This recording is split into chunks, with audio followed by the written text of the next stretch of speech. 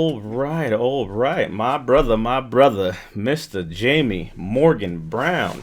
It is a pleasure to speak with you. We've had a little bit of technical difficulties, We made it. but I am glad that you're here. I'm glad that we can speak. Just to kind of introduce the audience who are watching this, a little bit about yourself. You have a dynamic story. To give you some context, Jamie, like we spoke, we operate and serve in the veteran community, specifically the disabled veteran community, which is marred with many issues and things that we are dealing with. And I think that your message and what you've been through has some very universal truths that apply to many individuals that may be in a stage in their life where maybe their health is deteriorating or they don't see a way back to be able to do what they need to do. So tell us a little bit about yourself, brother. Kind of, why we even have this conversation and just your journey of you even being alive. Your journey back to life through nutrition is not just a cliche thing. So tell us a little bit about yourself, who you are, and how you got here, my brother. Sure. Thank you and welcome me to be on your platform. My name is Jamie Morgan Brown, and I was born and raised in Jersey City, New Jersey. I moved from Jersey City. I went to college in California, UCLA, and I got involved in the entertainment industry. I've been in entertainment for almost 40 years, probably over 40 years. I've done everything from acting to stunts to martial arts to writing to directing to producing. And then I relocated to Atlanta, Georgia. So I started working in network news. And I worked for a long time. I worked with some incredible people on some incredible shows. And then I got sick. I developed allergies. And I didn't think nothing of it. I went to the doctor. The doctor gave me some antibiotics for allergies. And they got a little worse. And then I realized I was getting headaches.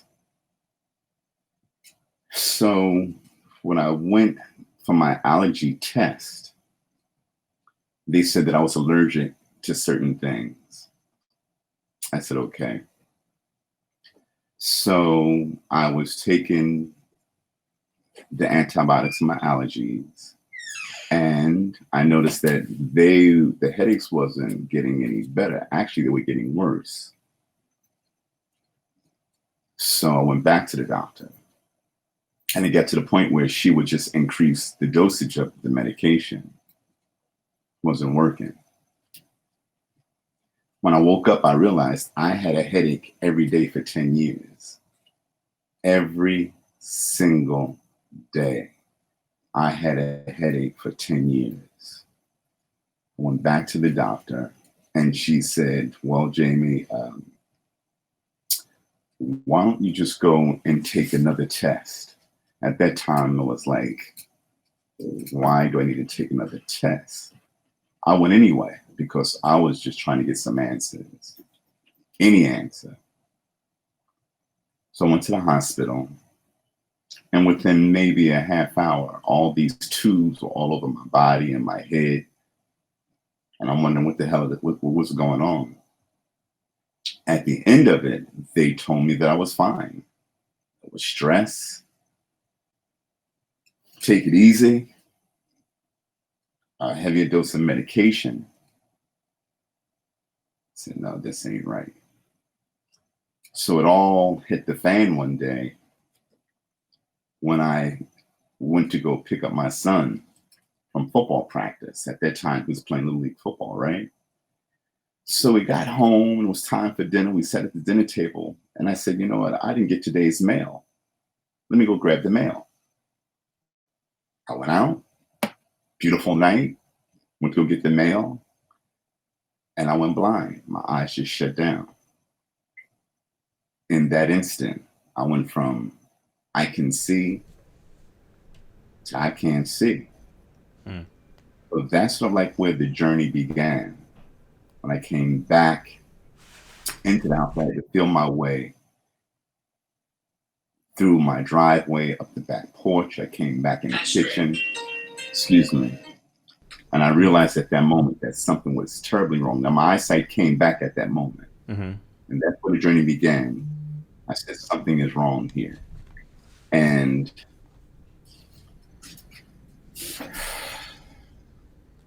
every day was a different experience to me. You know, my eyes would open and then they would close. Mm. So one day I saw my doctor again at the grocery store. And she said, Jamie, I was thinking about you. Do you read a lot? And I said, I read all the time. She says, why don't you think about just going to the eye doctor and just getting an eye exam? I really felt offended, Hmm. but I said, you know what? I have nothing to lose. I went to the eye doctor. I figured I'd be out in what, a half hour, an hour. Well, about 4 hours later, he says, Mr. Brown, I have some bad news for you. He says, I found a tumor, but this has to be removed right now. Wow. And so he set up for me to get a CAT scan. And I didn't have the money for a CAT scan because I didn't have insurance. I was working in production and I was a freelance producer, audio tech, and I didn't have insurance. So how am I going to pay for a CAT scan?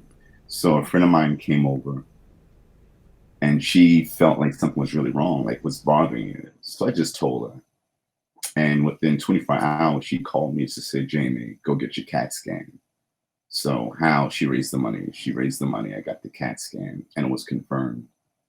So then it was a matter of, I have to get this removed like yesterday.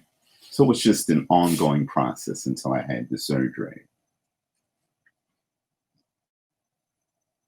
Now, I can talk all day. So, you No, got to no, have no, the mind and I think that's all day. powerful because so it took you 10 years of dealing with these headaches and kind of coming to this point, and then eventually, at the request at a grocery store, you get to the point of getting examined and they find a tumor. So from the time that you began that you can remember having these headaches and these pains, it was 10 years roughly.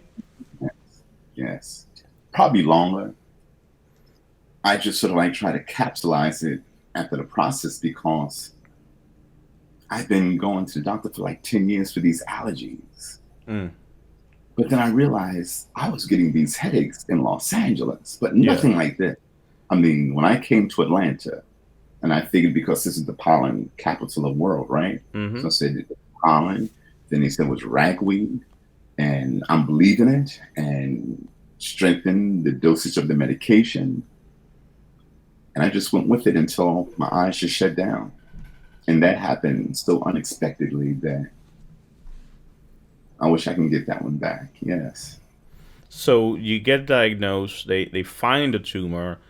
Tell us about that process when you had to have the procedure, because that was not a regular procedure either, which I think is also another point of your amazing story. Yes. My tumor is only found in infants up to 7 years of age. And for a 47-year-old man to have this type of tumor, it attracted the attention of Dr. Sanjay Gupta, who's an iconic celebrity physician. So he said he wanted to do this particular surgery. And they had several, what I was told, of the world's leading neurologists fly to Atlanta to perform the surgery. The last person who had this type of tumor was in like 1934. So they had no information about this tumor. So they asked if they can use me for medical research. You know, that question mark. All the alarms and bells are going off. And you're like, wait a second, what? Yes. And but we made an agreement. I told them that as long as I'm not ingesting anything, you have me. So they've been working with me for the last, actually, I was just released 2 years ago. I was on medical research for the last 10 years. And my tumor up to this point has helped over 2 million people global wide. My tumor is actually traveling more than I am. It's in Africa now. Wow. And I was told that Sanjay Gupta will take it to India when they're finished. And I was also told, the doctor told me that they will probably name this tumor after me once I die. I said, Doc, what do you mean once I Once I die? die. And they said, that's just how the profession works. Yeah. So it's been a very interesting ordeal. I've been speaking everywhere, just in terms of, medical schools and medical students. And they've been asking me all sorts of questions about the experience of going blind, being blind. Uh, it's been an experience, yes. And then My from tumor. there, you began your journey back to life via nutrition. Oh, oh, yes. And let me just be clear. I'm not a nutrition. I'm a nutrition consultant. So I can't tell you what to eat as a nutrition. I can't, but I can tell you about foods that might be helpful for what you're dealing with. Yes. Yeah. When I got sick, I called Dr. Sabi because I knew Dr. Sabi, but not personally. I knew Dr. Sabi, who's a world renowned herbalist, right, from LA. And I've seen him do some remarkable things with a friend of mine. His name is Asa Allah, who is Dr. Sabi's protege. Mm.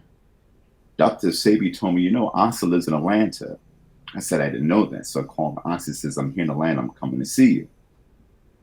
He comes to see me, and I tell him my story about they giving me X amount of months to live. I can't see. I'm going blind. I'll wind up being blind. I mean, I heard everything. I have cancer. He looked at me and he laughed. He looked at me and he laughed. Mm. I said, why are you laughing? He said, Jamie, he said, you have cancer. I said, yes, my brain. He said, that's one of the easiest diseases to cure. Mm. Excuse me. He said, cancer is one of the easiest diseases to cure. When I asked you a question, I said, yes. He said, you're very much aware of the Atlantic slave trade. I said, yeah. He said, well, how many slaves you knew had cancer? How many stories have you read? Their documentation of the Atlantic slave trade, didn't they get sick? And now it's becoming more evident that there is a medical law that says cancer cannot survive in an alkaline environment. Mm.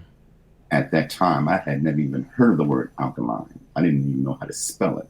Mm-hmm. I said, Asa, what is alkaline? What does it mean? So he told me.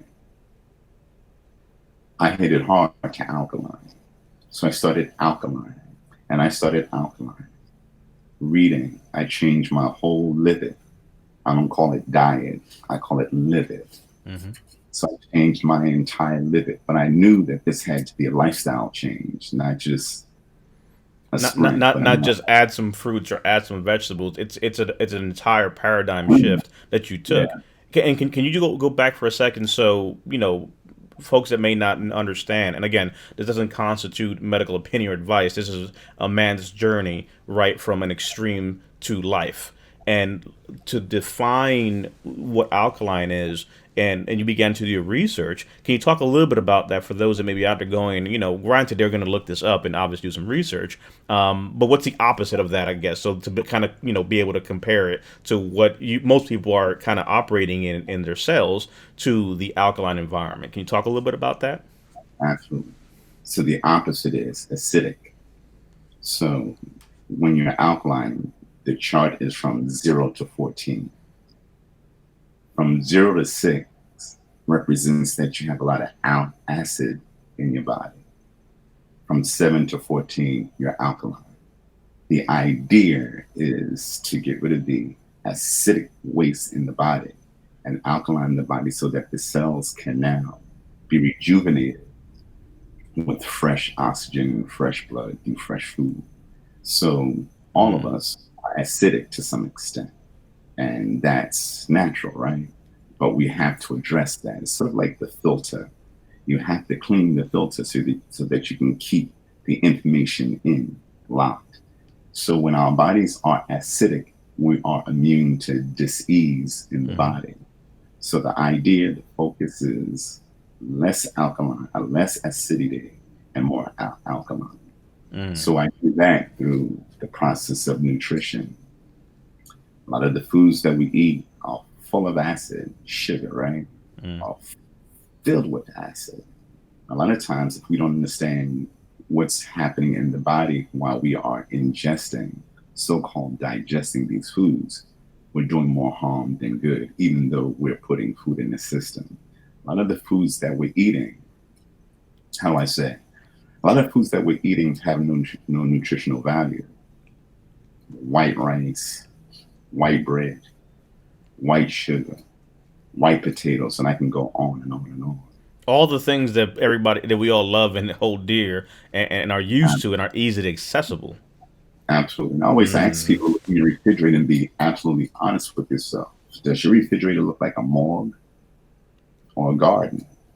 mm. Our refrigerator should be filled with colors: orange, reds, purples, greens, not just white.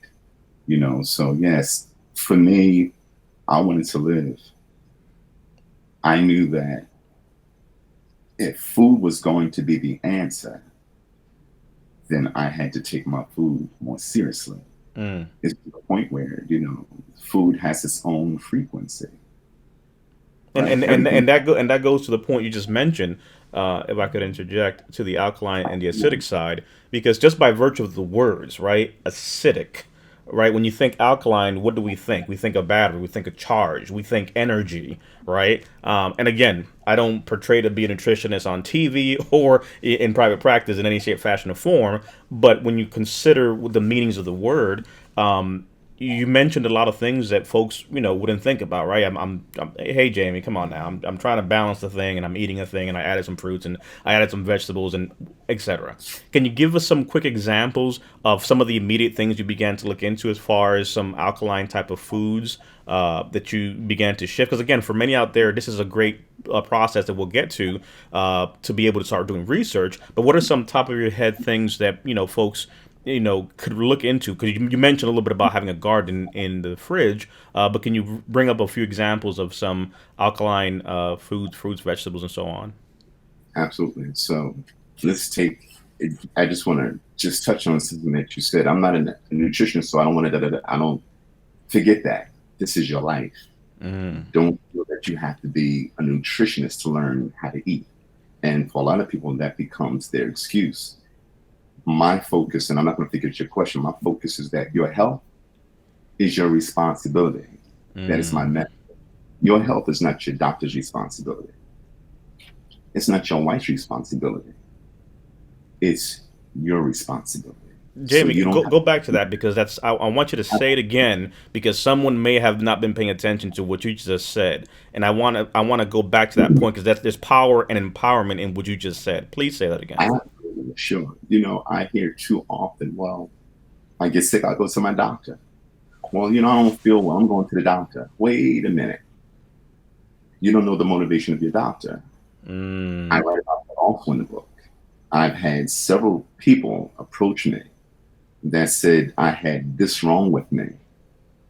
A dear friend of mine from Russia, the doctor said that she needed a kidney transplant. She goes back to Russia where she was from, and her doctor said, "No, you just need to change your liver." Has nothing to do with it. mm.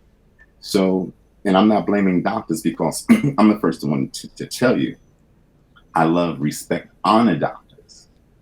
As much as I know about nutrition, if I get stabbed, shot, hit by a car, take me to the So hospital. absolutely, please, fast and a hurry. So there's a need for our doctors, and I don't want any doctor to listen to this and feel that I am attacking you. Definitely not. We need you. My point is that when two elephants fight, only the grass suffers. Mm, Doctors to do what doctors do. We need nutritionists to do what nutritionists do. But more importantly, I would love to see them come together because at the end of the day, it should be about the patient. If you have a piece of bread and I have some water and the patient needs bread and water, okay, so that's that. But when it comes to nutrition, we oftentimes, or far more often, do we leave our health in the hands of our doctors? And that has to stop. mm. And there's Your a power there, Jamie, that you and again to highlight that is it's yeah, taking ownership because often it becomes, Jamie, I'm doing everything I'm supposed to do, right? I'm on the regimen. I'm doing what I'm told. I'm doing what I'm told, and there comes a point where you have to begin to own your process. Understand that I take my vehicle. Let's bring it down. Let's make it tangible. You and I have a vehicle. We take the vehicle for inspection. We take the vehicle to the shop, but make no Teach, mistake about it, it is my vehicle, and I will drive it where I see fit. Is teach. not my body that thing? Hello. Absolutely. Let me tell you something. Your body is your best friend. Your body is your humble servant. Mm, Your body.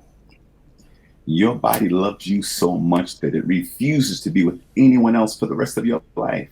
mm, Your body loves you. Come on, let's get up. Where do you want to go? What do you want to do today? I don't want to do it, but I'll, if you want to do it. And wherever you want to go, I'll go with you. Your body is your servant. mm. So if your body wants to please you, you should at least please it. Take care of it. Address it. Listen to it. Take ownership for it. So you're saying that Your somebody body. takes better care of a vehicle and puts the top fuel in it. They take it, and get it waxed and clean and pristine. But this one, You're hitting it. Absolutely. I mean, look at you put bad gasoline in your car. How does it mm, perform? mm. You put good gasoline in your car. Now, how does it perform? Which one lasts longer? Which one takes you there the longest? Which one do you enjoy the most? Which one gives you the most You know what, satisfaction? Jamie? I'm gonna play devil's advocate. That sounds great. But let me ask you a Yes. quick question. How And we can old get are back to the you? food.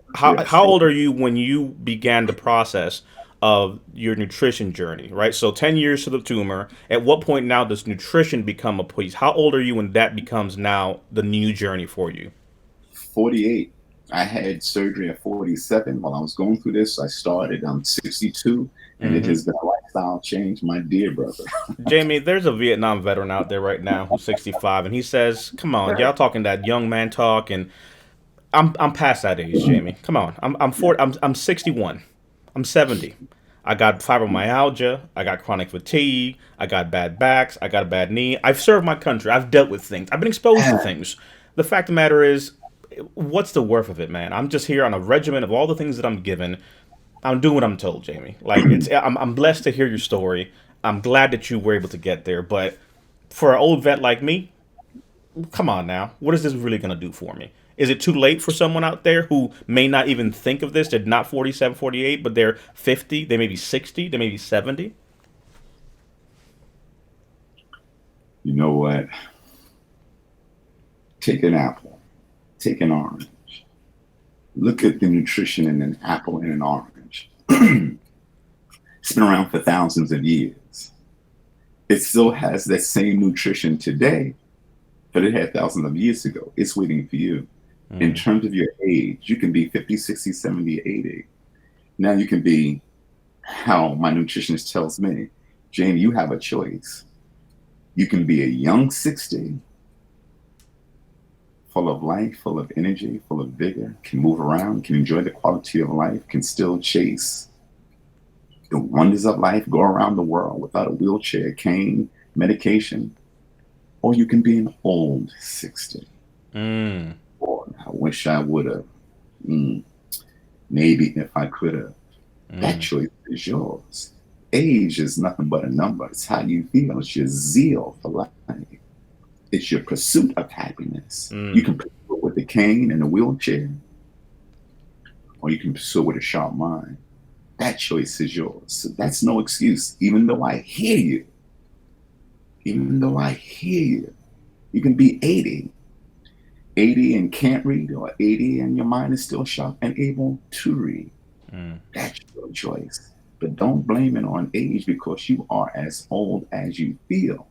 Mm. And yes, we all age, but some of us get better. We don't get older.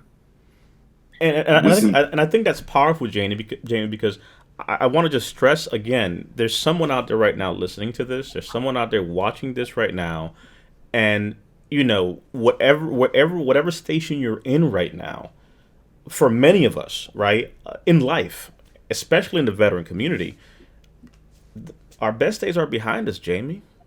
Come on now. Says who? Says who? See, you've already defeated yourself. So now you definitely need to eat well. You Mm, definitely need food filled with nutrition because you get to raise your frequency. So then let me ask you this, Jamie. Was and there's So a, and there's and I want to parallel this to the ones that are watching this because I think there's a powerful message also in the fact that here you are today. How old are you today? 62. 62 Counting years young. yes. You made a decision that regardless of what happened at 47 and the journey from then to now, you have made your life's mission to do something. And I want to parallel that with individuals like myself and other veterans who may have been exposed to things, have seen things, have experienced things, maybe dealing with things. There's a power in the message of what we've been through. That tumor could have ended you. However, today that message, like you mentioned, is traveling the world and helping change lives. And there's someone out there, there's Bob, there's Jane, there's that Vietnam veteran, that Gulf War veteran, that regardless of how you feel right now, I know Jamie didn't feel good at 47. But what you don't know is that that message, that power, that goodness, that energy that's inside of you, when you get through this and begin to take the steps, begins to help out those behind you. Because I'm sure, Jamie, you wished. I'm making an assumption. I know what they say about it, but I'm sure you wish that when you were going through this trial and tribulation, you could talk to someone like yourself right now. Like if you could go back right now, Jamie, I want you to tell me if you were to walk in and see yourself at the pits of getting that diagnosis and where you were at in that darkness, what would you say to yourself? Because I think there's a power in that because there's someone else who may not see that their power and their message to be able to pay it forward, to be able to reach back, it's powerful. What would you say to yourself today when you got that diagnosis and went home and you're sitting in the car thinking, oh my goodness?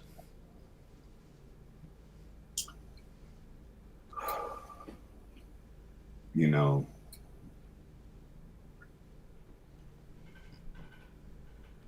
I thought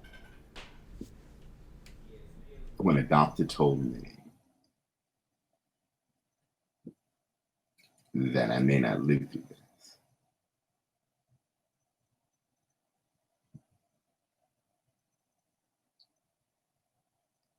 I I became so depressed that I planned my own funeral. I'll say that one again.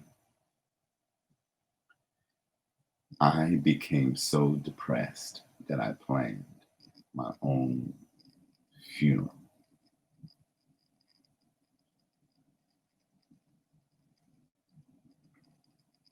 Never see my children again. Never see my mom, my dad, my friends.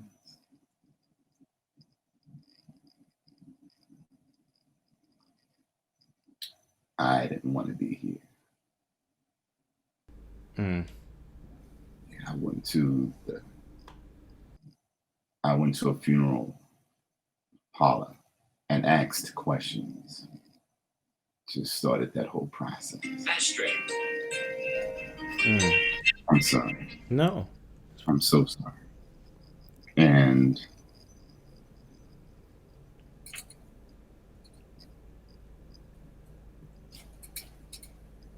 that was, man,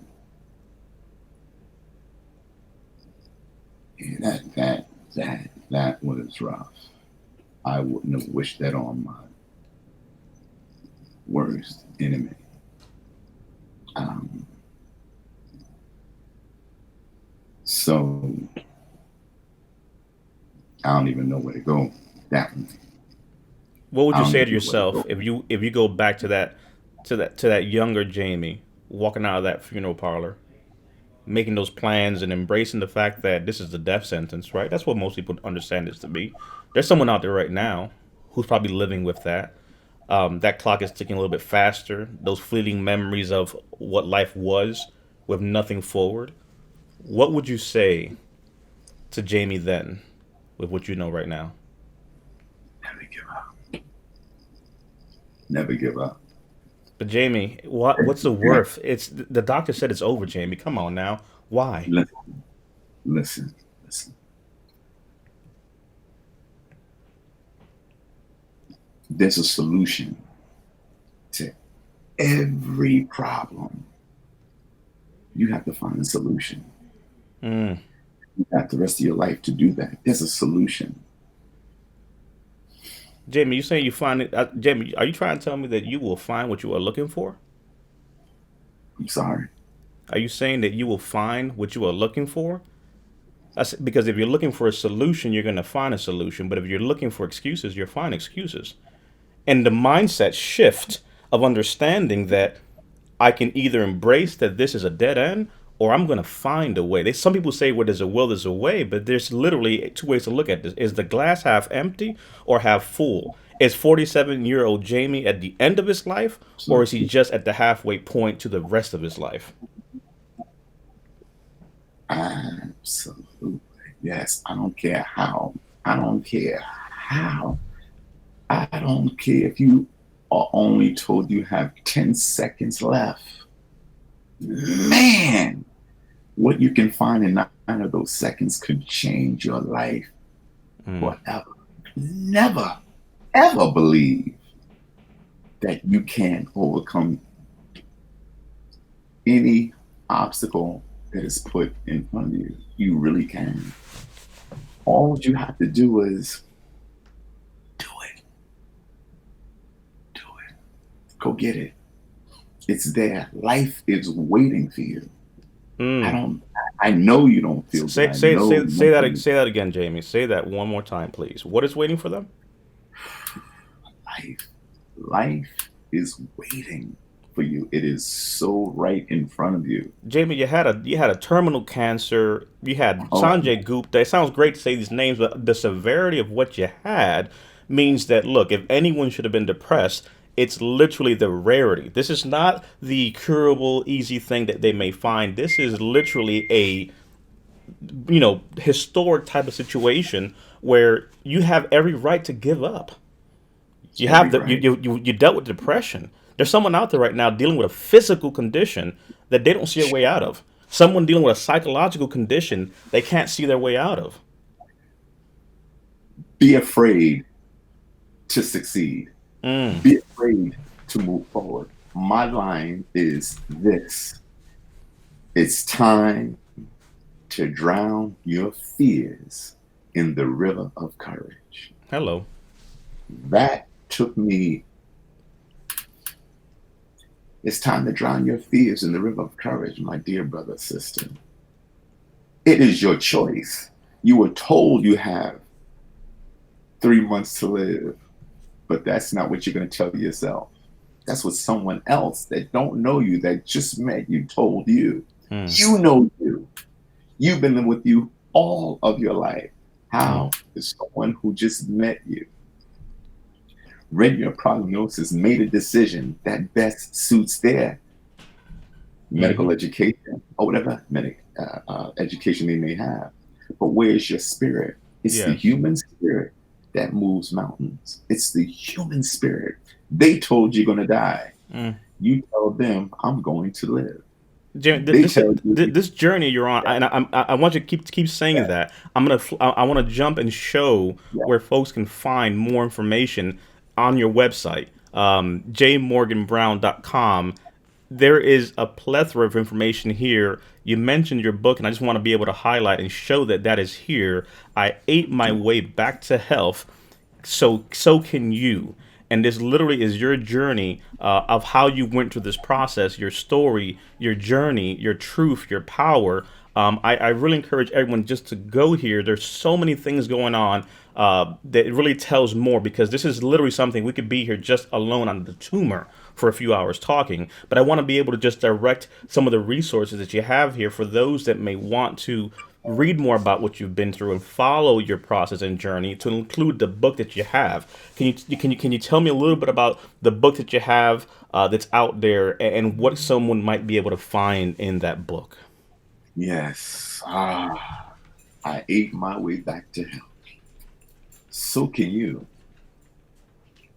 This is a fundamental guide to getting your life back on track, Mm. regardless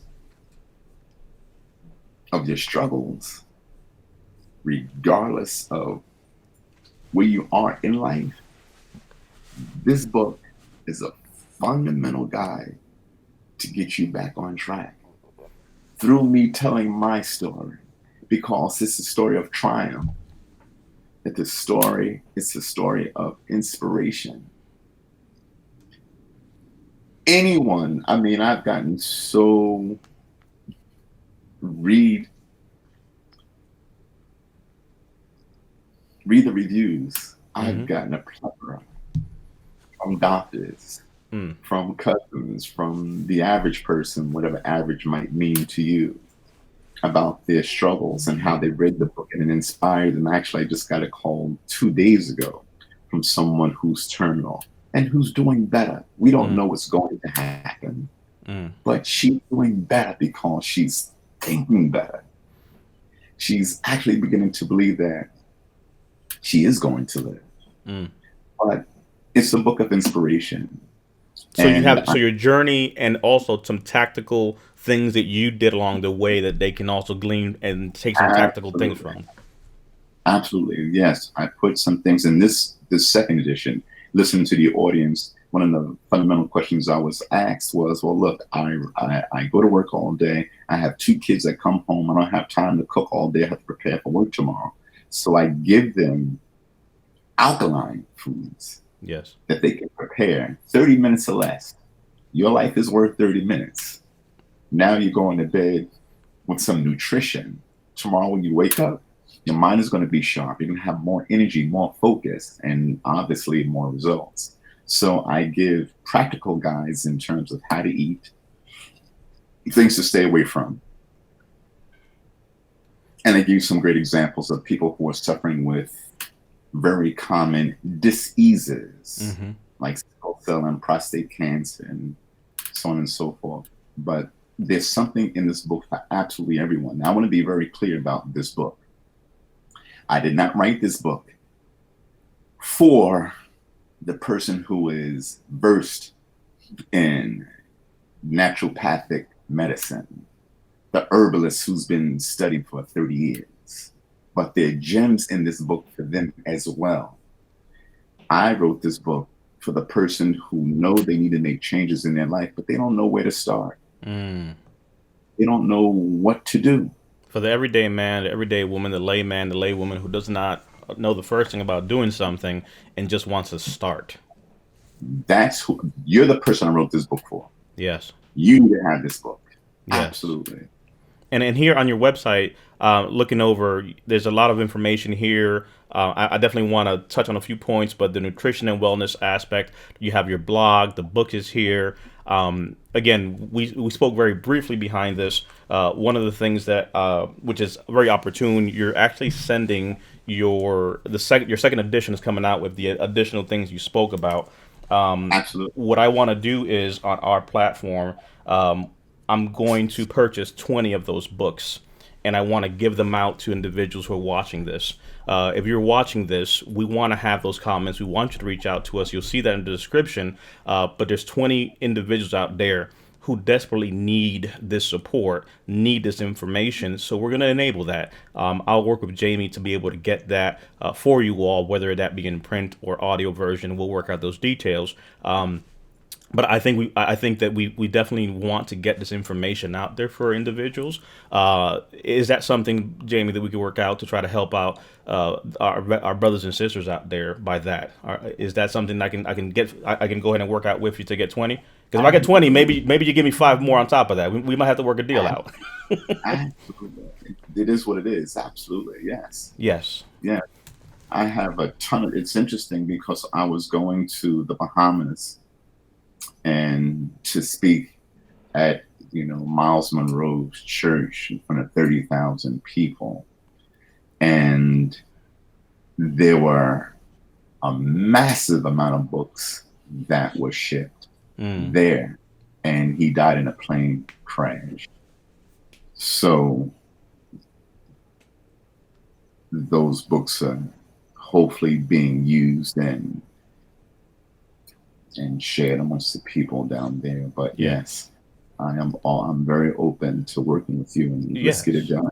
Can you talk a Absolutely. little bit about some of the humanitarian efforts that you have going on, which I think are definitely, I wanted to also bring light to that. You're doing some amazing work. Again, it's on your website for those that want to support and follow what you're doing. But can you tell us a little bit about some of the efforts that you're behind and supporting? Absolutely. Yes. I guess I'm still a part of the Wellbeing Foundation. I've been with them a few years ago, and we took us about 3 or 4 years to put a water well up in a desolate part of Ethiopia, and people there were getting malaria by the outrageous numbers who are walking 3 and 4 and 5 miles one way to get water to bring back to their village. Um, Using the same waters to cleanse themselves that the baboons, the elephants, would be sharing with feces and so on and so forth. So we were able to come together from different parts of the world, and we built a water well for them. And to see water come out of the ground, for them to see it, to see the looks on their faces, to see water come out of the ground. Now we're giving life again. Mm, That that look, to see the kids, to see water, I'm taking that one with me. mm, That's one of the looks. And now today in Tanzania and East Africa, it's called East African Children Healthcare. We're bringing healthcare to the village there. wow. And before I say anything, I know, well, we have healthcare issues in the United States. Why aren't I doing things in the United States? Well, I am. But these are the humanitarian efforts that I'm involved with in those countries. I just want to make that clear. No, and Yeah. it's amazing. Again, jmorganbrown.com is where you're going to be able to see the work that Jamie's doing. There's a fun fact here that I wanted to definitely highlight. So, the power of communication. Jamie and I, we met through the news app Clubhouse. We were in a room and we're trying something and we're talking. You spoke, you came to the stage. Damon John is there. I'm listening to what you're saying. I'm like, you know what? I want to talk to this brother. I don't know why, but I have to. And there's a difference between there's a good message and a good thing, but we have to talk as there's a connection there. So I kind of gave you a little glimpse, but I'll say it again. You don't know what you don't know. You and I, my friend, have a connection via something that you're a part of. What? Wait a second. You mean that you are in a small world that we share. You are a capoeira mestre. Talk to me a little bit about this. We share an amazing bond there that literally it's amazing. So I just want to ask you real quickly. It's on the frame here. You're what is this for those that don't know? Then I'll chime in a little bit here. Okay. I have to So see what you say. Yes. Yes. What ask me the question again? so Because what is this master of capoeira? What so we talked about nutrition, we talked about your yeah, journey, but you yeah. also do a little bit of capoeira, you say. Yeah, I love capoeira. Yes, I am a master of capoeira Angola. I became master in 2016 in New Orleans, Louisiana. I've been traveling to Brazil since the 80s learning capoeira. My first mastery was Mastery Moraes. I brought Mastery Amen to the United States because I Uh-huh. credit. And for those that don't know who Mr. Amen is, you may have seen him on on a movie that kind of got some traction in the '90s. Now, I got to tell that story about Only the Strong. And that's the only capoeira movie that came out right about capoeira. It was interesting because I was teaching a men's class. Now I'm a student, so I was learning how to teach. I then had to go back to Brazil. Warner Brothers came in and they watched the class. And they wanted me to say, well, we want you to come in. Da, da, da, da, da. I said, wait a minute. Oh, no. You want my mastery. I knew they didn't know capoeira. So if you see people doing capoeira, it's like, wow, that's beautiful. But if you really want to see really, capoeira, watch people who know how to do it. yes. So I told them, I said, no, that's my mastery. And so, yes, when he came back, and Only the Strong was born. Capoeira is my life. You know that. So let's put it out there. So the first thing, so we had some technical difficulties of getting together, Yeah, and I'm to the point. I'm like, you know what? I don't think I want to bother Jamie anymore. This just might not work. And Jamie's like, we gotta try this. I said, Jamie, I gotta tell you something because the only way that you're gonna understand why I'm not gonna let go yet is we have a common bond. Yes. and it comes through Mestre Jao Grande. Yeah. So I studied capoeira in New York City. I actually studied under Mestre Jelon Vieira in the regional side, which you happen to know as well. Absolutely. Absolutely. You know, I Uh, started capoeira with Asia now. We all had to because yeah, capoeira wasn't here yet. correct. Alone, I'm writing a history book, so I can plug that. I'm writing the first Yes. on capoeira. I'm writing a history book on capoeira called History of Capoeira in the United States. So the Yeah. story begins with Jalon and Jelon Lorimel. Vieira brought capoeira. They, Yes. they brought, well, Jalon, Lorimel, and Bira Almira. Yep. So when they came, they did the workshop in the Bay Area, not New Mm-hmm. York. They came down to do a workshop in New York and they loved it. Beard was going to stay in New York and Jalone was going to go to the Bay Area. But it worked out that Jalone stayed in New York and Beard went back to the Bay Area. But capoeira in the United States begins with Jalone. So this whole idea about, oh, I'm an Angolero, or I'm a regionalista, it's capoeira. It's capoeira because it all comes from the same source. So then we get Mm-hmm. into the history of Bemba and his dad, who was a batuquero. Our men teaches capoeira batuque. Mm-hmm. So it's capoeira. And capoeira is supposed to bring us together, Yes. not divide us. So Englero, regionalista, we're Yes. family because we are capoeiristas. And João Grande is still the grandfather of us all. In New York So City, still playing, still still man. playing. I just saw Master, by the way. I Still saw I playing. saw him back in 90, wow, 97, 98, and just Oh, a sprite like yeah. So it's been a while. Me last time I saw Jelon, you gotta be. You gotta get to. You gotta go see Master. you have to make the stop. I was again I met Jelon Vieira in 96. Yeah. I studied with his son Tiba as well for a little Yeah. bit. Then Yes. I was with Mestre Kashia for a little bit, and now he's over there in the UAE.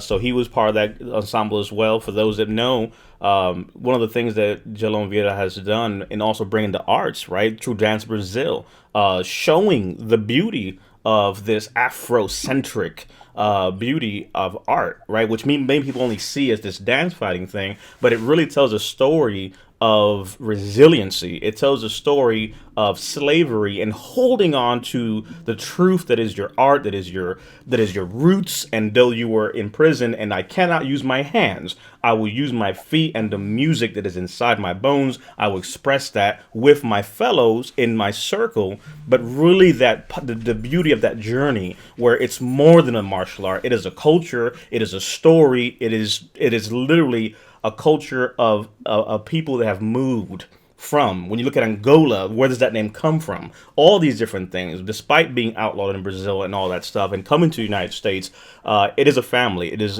a unique space, and I just wanted to honor that because you don't find too many individuals that know that, because you talk to some folks and they'll just say, "Oh, I've seen a movie, or I may have seen a thing, or is a dance fighting." Oh, it's so much more than that. And when I literally told Jamie this, I said, "Hey, we have a connection, and you just can't make this up." Ah, boy. Oh my motherfucker! Like for real. You know? Oh man. Are you still training? And you're not No, training? so I was in New York City, and I came down, military, government, and stuff. So it's a part of more of the past, but it's always something I've held in my heart as something that I've always kind of come back around to, and I'm not as surprised I used to be, but that's what this conversation is: being in full transparency and being open to the fact that this is the conversations that it's not just for those that are out there watching this, but even the story of myself, right? Coming from a place where, when I met Jelon Vieira, right, and I was doing this, I was a teenager and I had the opportunity to do stuff, but I went to service and I went to serve and 9/11 happened and all these things began to take place. And fast forward all these years, physically I've dealt with things and I've had setbacks and all that stuff, and kind of finding those pockets and those moments to go back to and say, not just those were the good times, but you can really find something to look forward to. And even this conversation brings me life because, when I said that and I saw the smile on your face, it just brings you back to a moment in time where,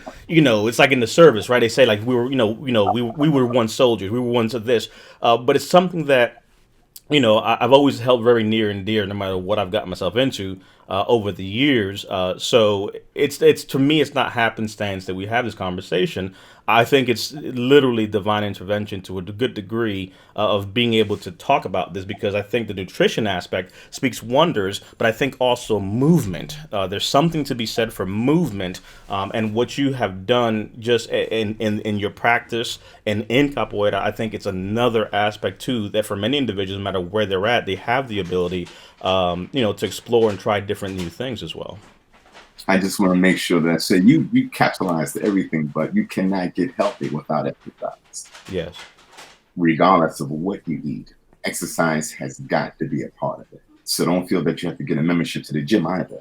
Walking is the best exercise Move. that your body can receive, but you cannot receive the gift of health without exercise. I Yes. just want to make sure that I say No, that. no, no. Thank you. Like I said, and this is literally, like I said, we've touched on so many things, and I really just wanted to kind of caveat that here towards the end, because I think it's a great kind of place to leave it, because literally we have to come back and have another conversation about so many other things. But I really think that by doing honor to just your journey, and what you've been through, the book, being able to share the information of what you've experienced, the lessons that you have, again, how individuals can find you on your website to be able to learn, to be able to do some research. Again, having the book to be able to empower, veterans and family members, even if you're not the veteran, but someone who could use this. Sometimes it just takes someone to say, "Hey, wait a second.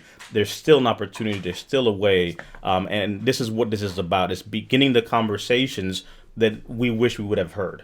Right? If you could go back, Jamie, and tell yourself something, what would it be? Well, today we have that conversation with someone who potentially can be listening or hearing this, regardless of the platform of what you do, because that's what we need, especially in our community, regardless of where you're at right now.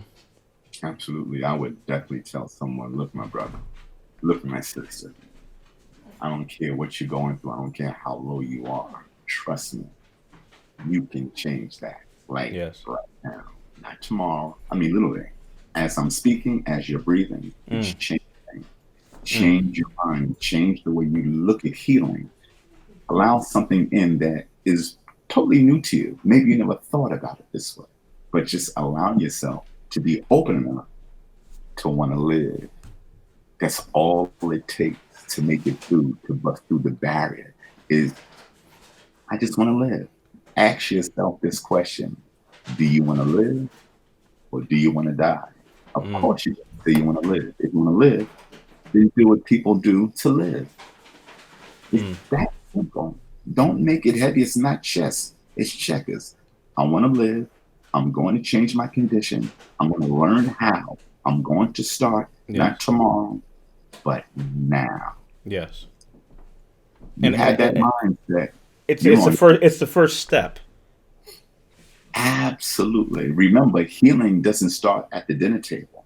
Mm, It doesn't start at the doctor's office. mm. It starts in your mind. Say that one more time, because I'm sure somebody wasn't paying attention. Where does it start?